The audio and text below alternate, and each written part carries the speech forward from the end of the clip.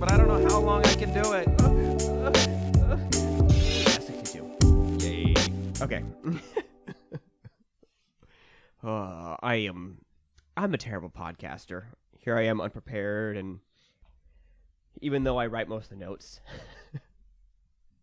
But it is the SuperClash podcast, a podcast about shorter games. It is episode 60. Fuck, now I forgot. What? God damn it. Fired. 62. 62. It is episode 62. Nice. I am your host, Kale. I'm Connor. And I am terrible at my job. Only some days. Well, this is not really my job. I wish this was my job. Well, if you were better, it would be. You're right. But I could say the same for you. It hurts when it's about me. It doesn't matter unless it happens to me. Exactly. How was your week, Connor? Pretty chill. Not too bad. Yeah, it was pretty chill up until Friday, where certain things happened at my warehouse, and that caused me to stay an hour and a half past when I'm supposed to leave. On a Friday. The amount that was approved to push through, case-wise, really pissed me off. Yeah. I don't know what the deal is, but this person handles one single account. It is a chain place, but it's one single account, and that's all she does. But every single time, she needs to send an email and say, "Whoops, I forgot something. Sorry," and then it gets pushed through. The cutoff is Thursday, generally. Jeez. But because this is a really big chain store, they do it anyway. So do you think the, slowness of getting the request out, do you think that is on the chain store, or do you think that is on this person not being proactive enough? It's hard to say, honestly.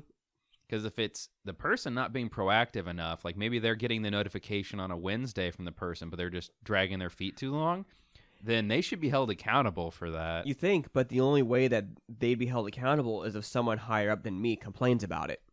Yeah, well, I mean, somebody out there has to be looking at the overtime, and you would think that, like, at a company that cares about their finances, they would look at the overtime and be like, why do we pay out overtime for this? But because the amount of money that this store pays, because there's multiple in the Kansas City area, probably outweighs the amount of overtime that I put in. Yeah, I guess that's true. And nothing against, like, office people or anything, but I feel like office people like that, they get more slaps on the wrist than the people that do the manual labor. That's the unfortunate truth, unfortunately. I mean, yeah. It just pissed me off, because what happened is that at 1 o'clock, 102 cases went through, and some of them were pallet pulls, which means I can just pull the entire pallet. That's not that big a deal. But others were the same product, but broken up, that I had to distribute. And then 30 more cases get pushed through, and then 102 more cases get pushed through. Jeez. And I'm like, are you fucking serious? Yeah. If this happened, if I forgot this amount of cases at my job, I probably wouldn't have a job, or at least I'd be written up or suspended. That's what I'm saying. Like, if this is actually the mistake of the person who's reaching out, like, someone needs to hold them accountable. Yeah, which I'm kind of hoping it will pretty soon, because apparently she billed the wrong vintage of wine. And my boss didn't correct it because he was pissed. Oh. So I don't think anything will come of it, because, it's like, oh, mistakes happen, which I get. Mistakes do happen, but this is a consistent thing. Yeah. She always forgets to stuff that they order that she adds in after the cutoff date. It could be one of those things where, if you do your, I don't know when or how often you do them, but, like, if you have an employee review, you could sit down and be like, I'm not trying to complain about my job or the amount of work I have to do or anything like that, but this person here has made consistent mistakes that end with me having to do more work. Like, it's worth maybe bringing it up in that kind of a setting. Yeah, maybe. But there's one thing I just remembered this. I might have suppressed it. My boss's boss, who I know just as well as my actual boss, he came up to me as I was building these pallets, and he was like, "Sorry about this, man. They had to hit numbers." And I was like, I said to him, "Okay," but inside I was saying, "Are you fucking kidding me?" So this is why this is acceptable, because you're fucking numbers. You're a $7 billion company. You can't. It's like, I don't know. That's just me as a peon of that company. Yeah, it's not right still. Because people have an expectation of, I'm going to work this much this week. Mm-hmm. And nobody wants to stay late on a Friday. No. On a positive note, though, we are recording on a Saturday, so last week on a Sunday, we did go on an adventure. Yes. And it was a lot of fun. It was you and your wife and me and my wife. We went to the Kansas side. Yeah. And we got bubble tea. And we also got a shit ton of manga. Way more. I spent more money than I probably should have. Same here. On manga. Yeah. And I didn't realize that the mall on the Kansas side had such a really good book selection. Yeah. I usually want nothing to do with the Kansas side, except when it comes to sporting Kansas City games, because the stadium is on the Kansas side. That's the only good part of Kansas. Yeah. Even though sporting Kansas City's last in the standings. Shit. Well, Oh my gosh. I got a lot of fucking manga. Me too, my dude. Me too. I spent $143 on manga. I don't even want to go there. I don't even want to go there, man. I need to get a picture. I need to pull up a picture here because I honestly can't remember the mangas I got. So I got the first 3 volumes of Way of the House Husband. Mm-hmm. I got volumes 2 and 3 of My Dress Up Darling, and then I got the first 2 volumes of Love Is War. Mm-hmm. A new manga, which you got as well, called The Girl I Saved on the Train Turned Out to Be My Childhood Friend. I like that one. I read it. It was good. Is it a light novel or is it an actual manga? It's a manga. Okay. Yeah. Because I'm thinking, because I've kind of heard conflicting statements on that. Just generally because Your Name, even though it's a manga, it's only a 2-part series. Mm-hmm. So I'm not quite sure how this is going to play out. If this is a brand new manga that has, or at least a brand new manga that has an English release, mm-hmm. or if it's just 1 or 2 volumes and it's done. It's hard to say. Some of them, The Rascal Does Not Dream of Bunny Girl Senpai manga, it got 2 manga releases, and there is nothing out there that I've seen for pre-order for a third, but the light novel is still going.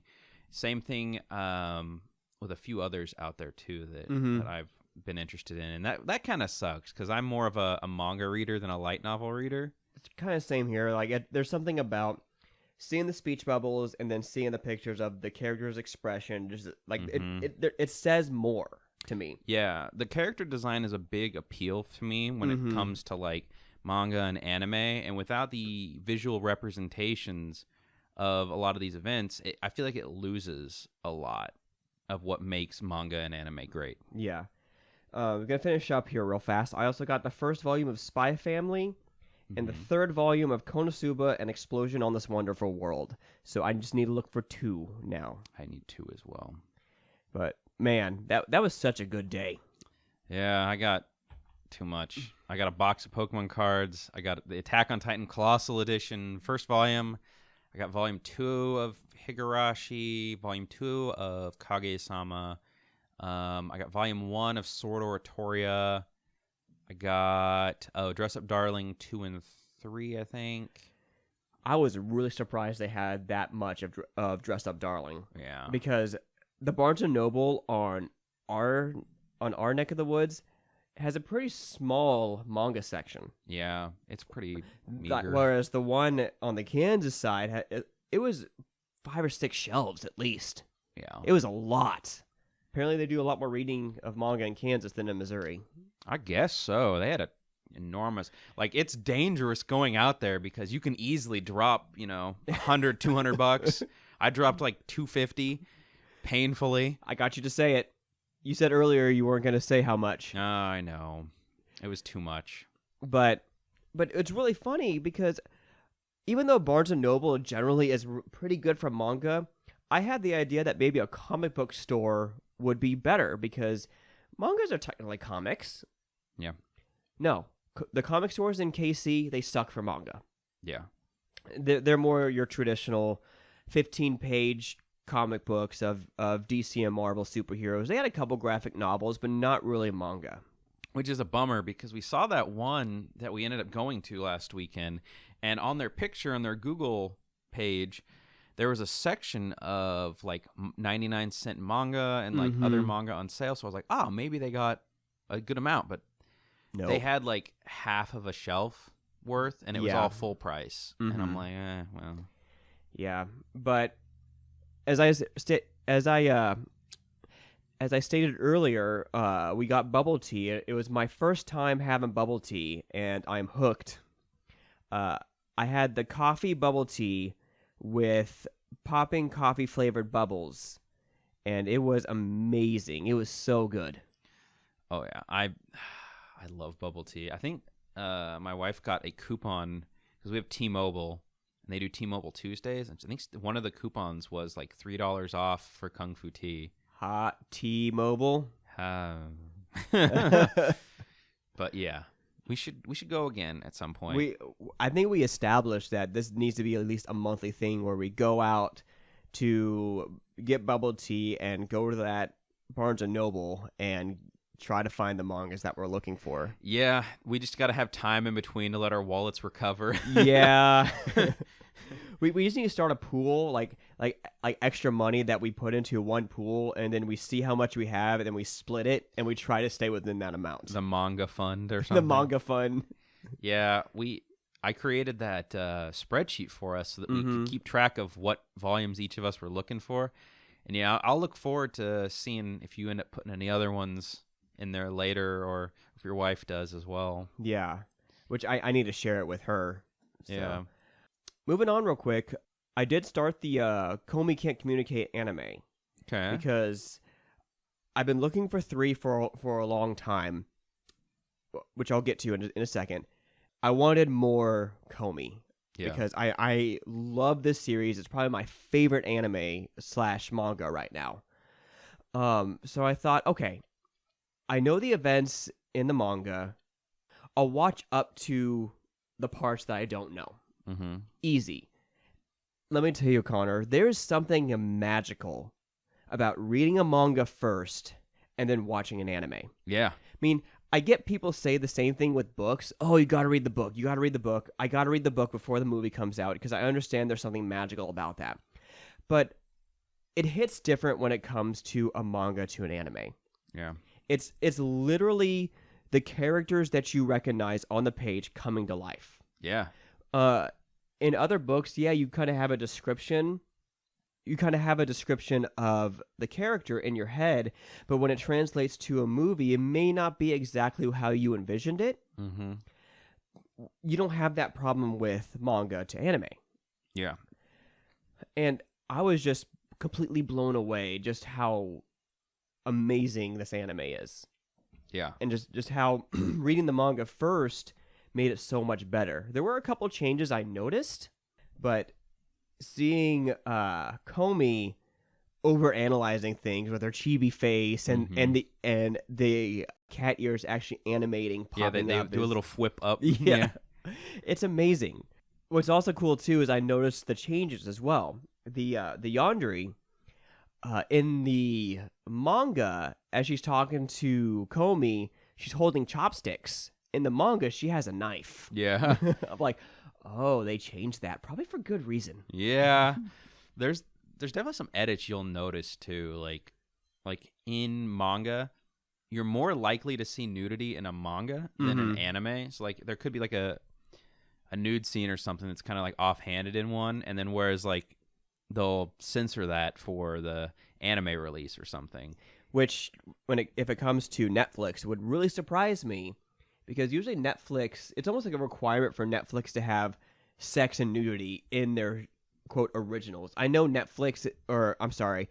know that Comey's not technically a Netflix original, but it's a Netflix exclusive. Mm-hmm.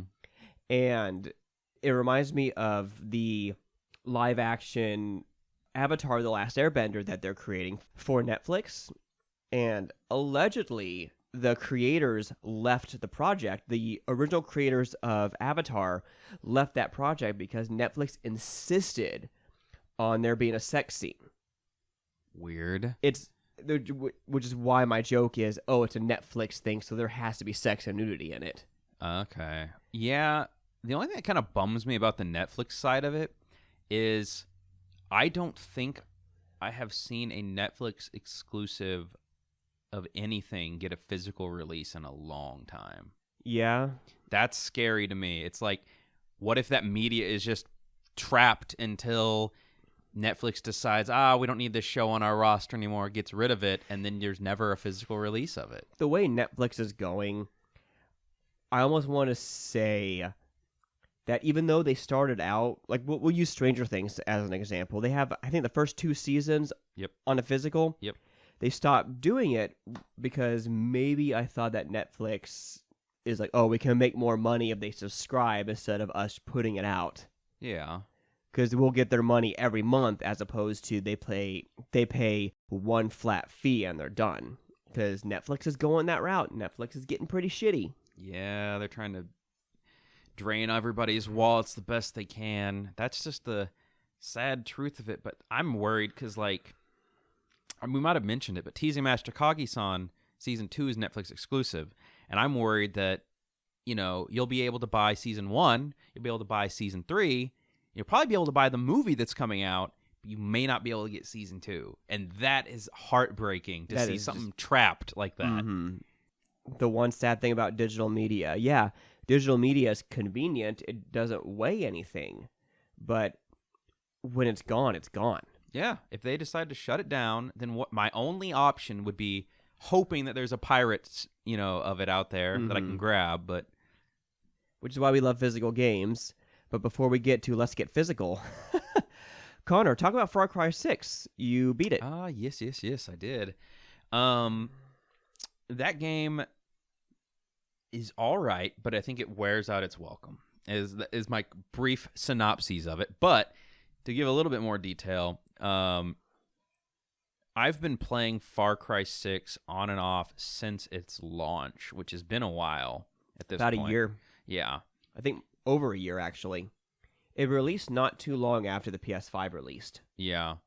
And it's a perfectly functional game. I didn't experience a lot of glitches. I thought the controls were good, as they are in every Far Cry game that's recent. Like, they're all fine. The story was okay enough. Like, the whole premise of this one is you're in what I believe to be a proxy country for Cuba, called Yara. It's pretty close, right?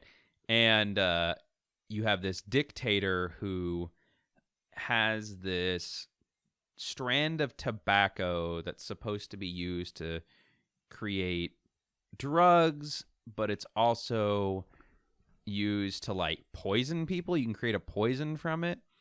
And so you're part of this resistance group called Libertad, who has to go around to all the various rebel groups in this country, try to rally them together to take down this dictator. And the more you do missions for each of these different sects of the rebellion, the more his army gets stronger, and then the story then progresses further, and then eventually the rebels will join Libertad. So I think my biggest critique of this game is that it's way too long.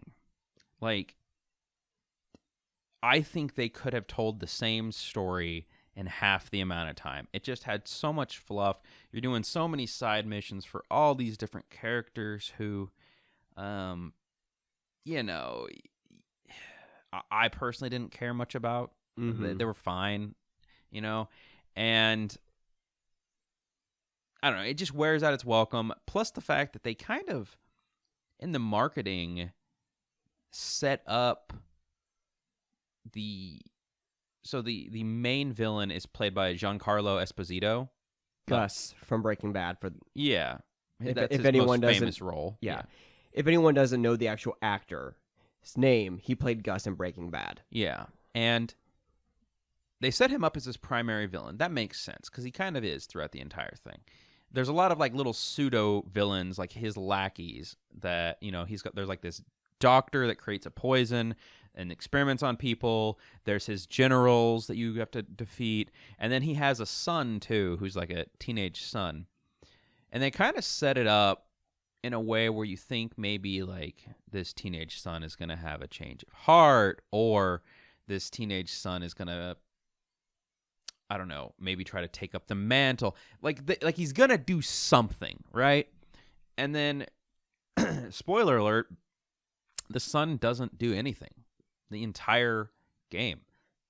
He literally just exists and witnesses his father do terrible things as a dictator, and that's pretty much it.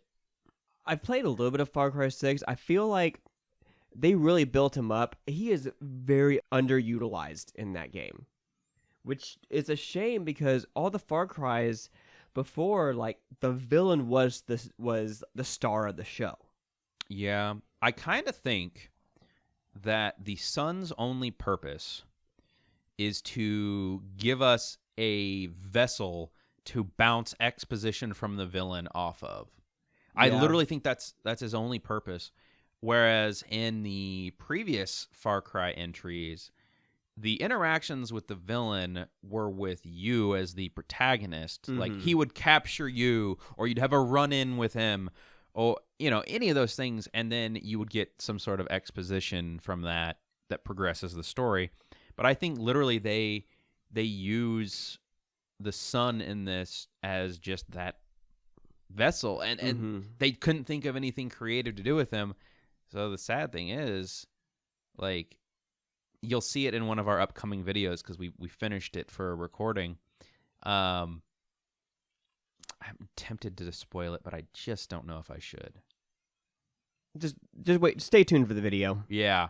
You'll hear me in the video recording say, "Oh, I think it's going to end like this," to Trey. And he's like, I don't know if he says no or like, I don't know. And then literally it happens the exact way I said. And I was like, okay. I was right. So, yeah. I hope they can fix the mistakes if they do make another Far Cry, because I honestly can't remember much about that villain. I can remember Vaz and Pagan Min and Joseph Seed. I remember their names. Yeah, you and I need to play that spin-off one. Yeah, we do. New Dawn? Mm-hmm. Yeah. That's one of the ones I haven't played. Correction. I've played like maybe half to a quarter. How much did we play that one? Not very much. And then I have not played Primal. I really need to play Primal. I have it on PC. I need to just buckle down and play it. Yeah. But I think that'll just about do it for the pleasantries. You're pleasant. Oh. And a tree. I'm a cabbage. Oh, that's right. A different plant. Yeah. Tonight's episode, I don't know. It's today, tonight, tomorrow, one of these episodes. Time has no meanings in a podcast. No. We're talking about Spec Ops the Line. But before we do, Connor, let's get physical. Hell yeah. We only have 2 games this week. One of them kind of squeaked in right at the end. I bet you can guess who that's from. The first of which is Dreamscaper. It's $35, only on Switch, and it's a limited run games exclusive. It's an endlessly replayable action roguelike with a waking, dreaming gameplay cycle. By night, you delve deep into your subconscious, facing nightmares in an ever-changing world filled with unique items, abilities, and challenges. By day, you explore the city of Red Haven, build relationships, and unlock permanent upgrades in order to take on the next dream stronger than before. A collector's edition is also available for $75. That includes a soundtrack, a poster, and an art book. And the pre-order's in for this one on August 7th. So, yeah. And pretty soon. Yeah. I think I ordered that one yesterday. I want to say I ordered that one. But then the next one is Webbed. It's approximately $36. It's only on the Switch, and it's a super rare exclusive. These are only 4,000 units, so once it sells out, it's done. And it tells the story of a happy little spider who goes on an adventure after her boyfriend is taken by a big, mean bowerbird. Become the cute little web slinger you've always wanted to be and swing through the trees, spin sticky webs, and make friends with the bugs you meet along the way. Pre-orders open for that on August 4th. Awesome. All right, and that's it? That's it. Only 2, man. Okay, sweet. So, as I stated before, we're talking about Spec Ops the Line. This is developed by Jaeger Developments, released in 2012. You can generally beat this in about 6 hours, maybe less, maybe more. This is for Xbox 360, PS3, and PC. What did you play it on? I played it on PC. All right, and I did it on the Series X with backwards compatibility. After a headache. What? After a headache of getting it to work. Oh, yeah. But we'll talk about that in just a second, though. Forgot. So the story is, it's been 6 months since Dubai was wiped off the map by a cataclysmic sandstorm. Thousands of lives were lost, including those of American soldiers sent to evacuate the city. Today, the city lies beneath the sand and the world's most opulent ruin. Now, a mysterious radio signal is picked up from Dubai, and a Delta Recon team is sent to infiltrate the city. Their mission is simple: locate the survivors and radio for evac. What they find is a city in the gripe of war. To save Dubai, they have to find the man at the heart of its madness, Colonel John Conrad. That's just the summary of that I just pulled off from the website, because this game is a lot deeper than what that story summary gives. Mm-hmm. On the outside, it looks like your typical third-person cover shooter. It has tactical shooter elements. There are cool mechanics in it, like with the sand. Mm-hmm. I remember seeing an E3 gameplay promotion of this where you can shoot sand, and it'll come rolling down and kill your enemies. It appears like sand can work as a smoke screen, so if you throw a grenade, it'll kick up sand and it'll stun enemies, which you can move from cover to cover. So there's some cool mechanics in this. Mm-hmm. The main thing, though, is that choice is an illusion in this game. Yeah. And your main character consistently tries to justify the violence that they do. Yes. It is a criticism of war, and it's almost like a direct criticism to your Call of Duty and Battlefield games. Kind of seems that way. So, and on the outside, with the gameplay being fine, because graphically doesn't look that great, even by 360 standards, even by 2012 standards. Yeah, I was going to ask how it looked on the PC, because you can kind of, I mean, that's an old enough game where you could probably crank it to max settings. Yeah, and I did. And like Gears of War came out in, I think, 2013, and it looks better than this game. The first Gears? No, the third one. I need a side-by-side comparison with the first Gears, because that came out in, I think, 2006, 2008. Yeah, that's a pretty early one. I think the other one came out in 11 or 12, actually. Yeah, and so I need an actual like side-by-side comparison. And it also suffers from that 2012 problems of having checkpoints before short cinematics, and you have to watch those unskippable scenes. Yeah. You know, where you walk in, the camera pans, you see your objective, then it pans back. You can skip it on the 360. I couldn't. I could hit B and it would skip through it, which was a savior, because if you died right before one of those, like, you're like, ugh. So, beneath all of that, and also Nolan North's distracting performance as Martin Walker, for those who've played the Uncharted games, you'll know what I mean. He uses the exact same voice as Nathan Drake does. Okay. It's very distracting. It's just his voice, probably. Yeah. But underneath all that, you have a really super gripping story. As I said, of Captain Walker justifying every little thing that he does. It like you kill American soldiers in this game. A lot of them. You kill a lot of them, and it starts off from Walker saying it was self-defense. We were defending ourselves. And then more come, and you kill more, and you kill more, and you kill more of them, to the point where you, the player, and you and your squad are completely desensitized by it. Mm-hmm. It doesn't mean anything anymore. And that's what I mean by this game possibly being a direct response to Call of Duty and Battlefield. It is so easy to desensitize yourself when you're playing those games. You feel nothing. Yeah. Like, especially when you're playing the multiplayer games where it's Delta Force versus Spetsnaz, and you're on the Spetsnaz side, you're still killing technically American soldiers. Yeah. It's one of those games where, like, as I played it, I was like, somebody's gonna, like, say something, right? Somebody's gonna say, well, this is fucked up. We shouldn't do this. And, like, occasionally your squad mates would, like, pipe up or say something, increasingly more as you went along. But it seemed to me more than anything, they would just more, like, act frustrated and say, all right, well, fuck it, we'll do it, you know, like, we gotta follow orders. Yeah. And it was interesting to see how surprisingly they didn't turn on the main character at any point. Yeah. As this game goes on, like they hit all the points. Like, they're very critical of the CIA.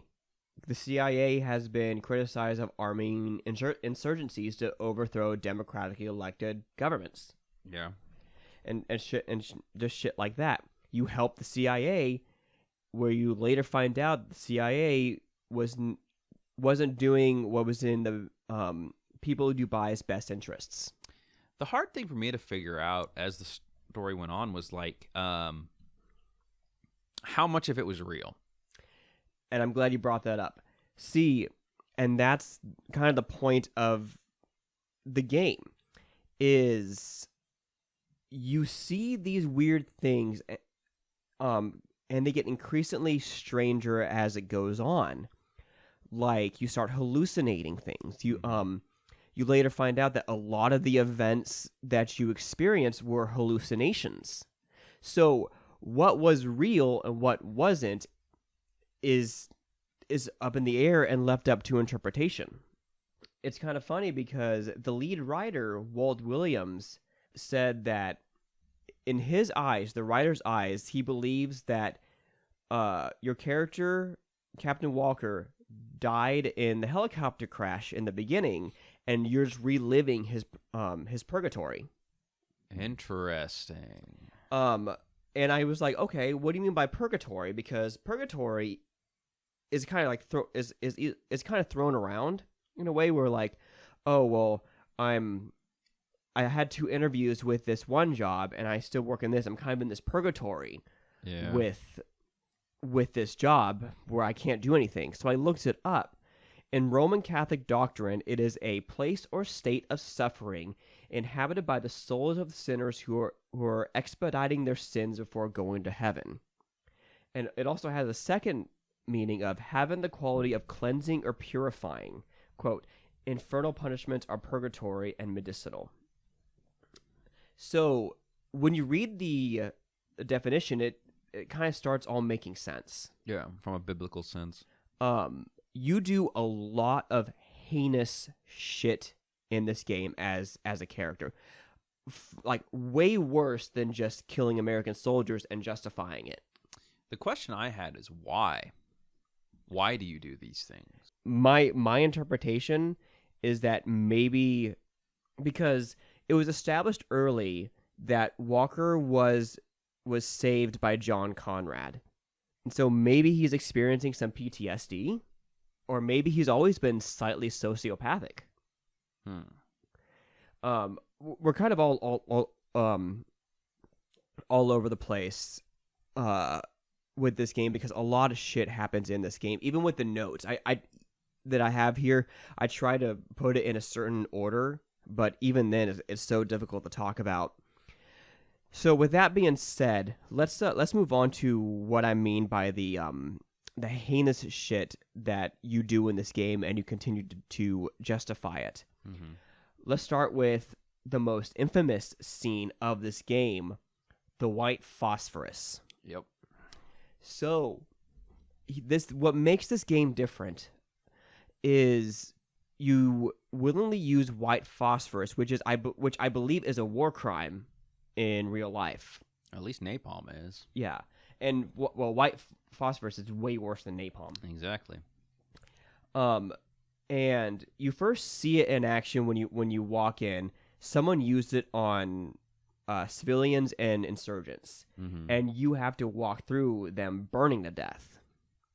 The second time is pretty soon after you see your objective, and you have to go past a military base, an American military base, and you and your squad cannot take care of them by yourselves. It's too big. They're dug in, everything.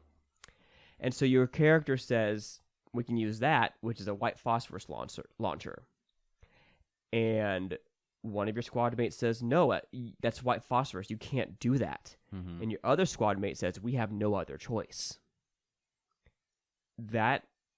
Which, side note, we don't have a choice, comes up a lot in this game. Do you think in that moment, like, it's established later in the game that your character has, like, these hallucinations, so you can't trust what you're seeing. Mm-hmm. Do you think the times such as this where your squad mate says things like, we have no other choice, or let's do it, or, like, agrees with you, they're actually throwing up, like, hey, we shouldn't do this, or whatever, and you in your head are hearing it as, well, let's do it anyway, or we have to do it? I think so, because one of the last cinematics was when John Conrad is kind of laying it all down. The scene where you have to make, quote, a choice of these two people who are asphyxiating. That, like, this one person stole water, and then this person killed his family as a result. Who's the worst person? It was established later on that those people were dead the entire time, and you were kind of in a weird trance state. Yeah. And your squads were like, "What's he doing? Are you okay?" Yeah. And also talking into a broken radio. Yeah. The battery's like missing out of it or something. So I think so. That what you're hearing is one of your squad mates justifying this really horrible thing that you do. Yeah. And the game drives home just how terrible of a human being you are for doing this. Yeah. I want to say white phosphorus is a perk used in one of the Call of Duty games, at least one of the Black Ops games. Maybe. It's like, I might have to look that up. So it's really easy to, like, use that in a Call of Duty game and be desensitized from it. And it's also how you launch it. I think is also a direct response to a very famous Call of Duty level, the AC-130 level, because you need to launch a camera and then look into a computer, and all you see are heat signatures, and where you're supposed to launch. Much like in the AC-130 level, all you see are heat signatures. All you have to do is press a button, boom, they're all dead. What makes this different, though, is you see your character's reflection in the computer screen as he's hitting that button.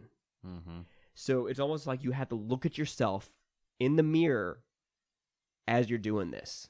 You're looking into the face of a killer. There's more to it than that, though. You have to walk through your destruction. You have to walk through people burning to death slowly. Yeah, holding, civilians holding their loved ones. Yes. And then you walk at the end. You find out that the 33rd was helping these people. And you slaughtered all of them. For what? And then Walker says, this is not our fault. Conrad made us do this. He's victim blaming. He's shifting his blame. Yeah. And the thing is, like, they established pretty early on that, like, you know, in this story, that the 33rd has gone rogue or whatever, and they're just attacking you. The damned 33rd is what they call it. And the question then becomes, because we have basically an unreliable narrator as the main character, were they actually attacking? Or did you attack them? They assumed you've gone rogue, so every interaction you have with them after that point is, you know, we have a rogue soldier attacking us, we have to take him down. Exactly. That's kind of what I'm wondering. Or do they not know anything about it, and you're just unprovoked attacking them every single time? That's two different things that I kind of thought about. But then the game is so open for interpretation on it too. You don't really know. It's a very hard game to talk about because there's so many things happening in this game that if we were to go beat by beat, it'd be a 4.5 hour podcast. Yeah. So it's kind of hard playing these games sometimes when you have to kind of give a somewhat generality of this game without spoiling everything to kind of help people want to play the game if they want to. Yeah. But overall, like, I think this game was really good. I came away with kind of like reserved expectations because I played the game before. I only got like halfway through it. I don't think I even got to the white phosphorus scene when I played it because the gameplay just didn't grip me.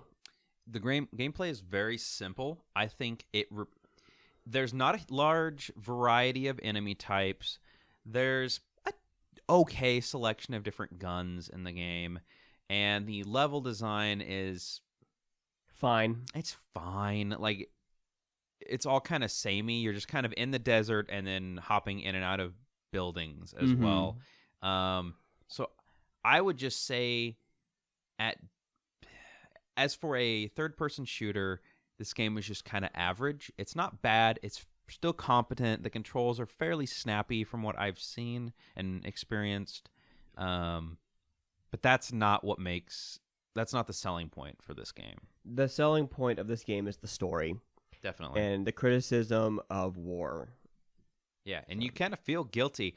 And as the player, I found myself, like, justifying to myself, well, I have no other choice. I have to do it because it's the game to progress further. I have no other choice, which I thought is kind of funny given the whole, like, premise of this game is you're telling yourself you have no other choice. And something that's really funny, too, that's something I forgot to mention earlier, is that as your character descends into madness, you start hallucinating, like, your squad mates as bad guys.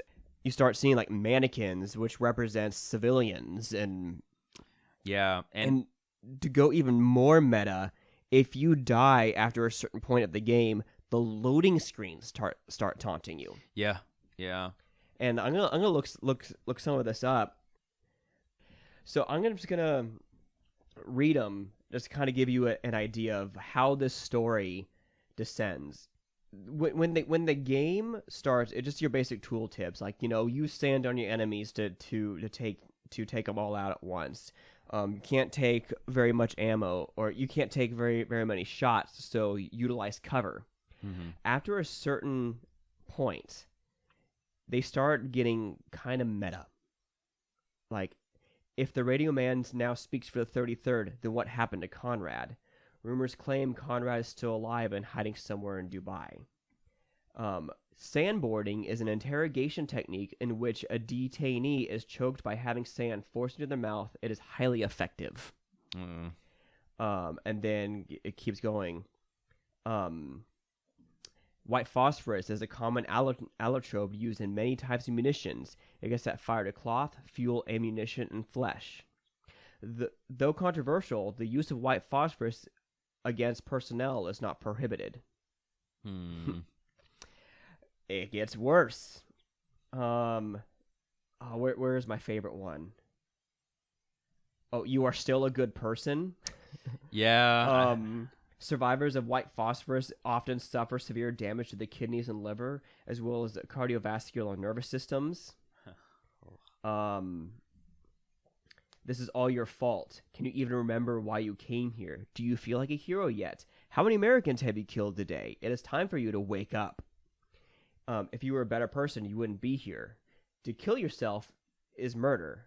Oh, sorry. To kill for yourself is murder. To kill for your government is heroic. To kill for entertainment is harmless. Oh, gosh. Yeah. So, yeah, this just kind of give you an idea of where this game goes. Yeah, and I mean, by the final level, you're left with, like, one squad mate. And that squad mate, like, you can tell he does not like you. He does not respect you anymore. Because when you give him, you can give commands to your squad mates in this game. If you give him commands, he'll say, like, things like, yeah, whatever. All right, I'll do it. Or he'll say things like, well, you're closer, you do it. Or, like, he'll, like, start being less responsive to your commands and more attitude towards it, you know? And so I thought that was interesting. And then you mentioned how the scenes can change or you can see things. Well, on the last level, a character will bust down the door and it is one of your deceased squad mates attacking you is what you see. Well, let's say you complete that, you move on, and then you get killed a little further on before you hit the next checkpoint. When you come back to that, it's just a heavy that's busting down that door in the cutscene. A heavily armored guy. It's no longer your friend busting it down. So that kind of was one of the big tip-offs, too, that, what I'm seeing isn't what I'm seeing anymore, you know? So, overall, if I was going to judge this game based on gameplay alone, it would probably be a 6 out of 10. But in combination with the gameplay, which I feel like is mundane which I believe is a mundane as a response to your typical war games, and the story and how it criticizes war and how your character justifies his own violence, I came away with this story still stuck in my head. I have to give this game at least an 8 out of 10. Okay. I was thinking like a 7.5 for me. Just because there's so much that's so unclear about the game. And is there multiple endings? Yes, there is. If you were like one of the endings is like you're looking at Conrad and he's pointing a gun at you. It's a hallucination of Conrad. You can shoot him or you can shoot your reflection, which is killing yourself. I did that. You did that? I killed myself. If you shoot Conrad, the 33rd will find you in a weird state. Like your beard's grown, and it's not the 33rd. It's a different squad, and they see you walking in the desert with an AA-12, and they're like, "Okay, man, calm down. We're gonna get you some help." And you can either surrender and go with them, and they say, "I thought you died. I thought you died out there." And he responds, "Who says I didn't?" Or you can turn the gun on them and kill all of them and get to the end of the level to where you're just you take a radio and says, "Gentlemen, this is Captain Walker. Welcome to Dubai," reflecting basically what John Conrad said at the beginning. I'm sorry. He says, "Gentlemen, welcome to Dubai," to his squad mates at the beginning of the game, and he says it over the radio at the end of the game, if you choose that ending. Interesting. See, I think I maybe would have liked it better with those endings, because mine, it was just very anticlimactic. I assumed the lesson you were supposed to learn is that the real bad guy was yourself.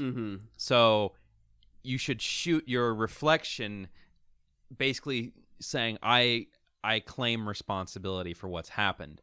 And I thought that was kind of what the game was wanting me to do. And so I did that. And then what just happens is it pans to a different scene of you slumped over, bloody, like you'd shot yourself, right by the chair where Conrad's like horribly disfigured body was. He's been dead for a while. Yeah. And so that's just how it ended for me. So it was very anticlimactic on that way. Kind of more somber, hopeless kind of feel. But Which I think it would be, quote, the good ending. yeah, Because at least you're claiming responsibility. At the end, you're stopping yourself from doing more damage. Yeah. So I need to look on what next week's games are. I can tell you. Yeah, Connor, what do we talk about next week? We have Scully as one of them. Cool. And the other is, make sure I get the name right, Tanglewood. Sweet. Have not heard of any of them. I'm looking forward to them. I think Tanglewood is a platformer, and I think Scully is a puzzle platformer. Cool. So. And that'll just about do it for us, guys. Thank you so much for listening, and we'll see you guys next time. Goodbye.